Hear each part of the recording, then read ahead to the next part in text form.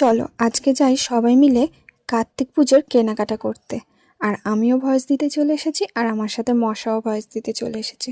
তো সবার প্রথমে স্টেশনে এসে তো এটিএম থেকে আমার হাজব্যান্ডকে বললাম টাকাটা তুলে নিতে। আর আমরা দেখো এখানে বাজারের ব্যাগ নিয়ে চলে এসেছি পুরো স্টেশনের উপরে। আর স্টেশনে এসে আমি তো জাস্ট অবাক হয়ে গেছি, মানে চারিদিকে দেখো শুধু ঠাকুরের মেলা।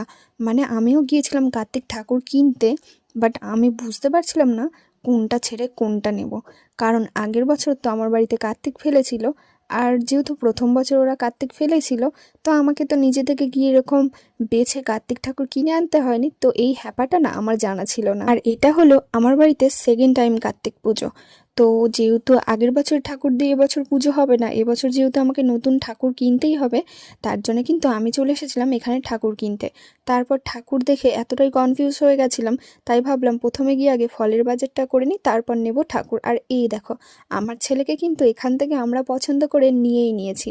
তারপর দেখো আমি নিয়ে কিন্তু সোজা চলে এসেছি বাড়িতে।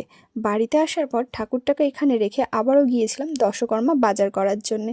তার জন্য প্রথমেই দেখো এখানে নিয়ে নিয়েছি খই, নাড়ু। যেহেতু বাড়িতে নাড়ু বানানোটা খুব প্রবলেম হয়ে যাবে কালকে একদিনের মধ্যে, সেই জন্য কিন্তু আমি নাড়ু কিনে নিয়েছি। আর ওকে যে 5 রকম ভাজা করে দেব, তার জন্য কিন্তু এখানে সবজিও নিয়ে নিয়েছি।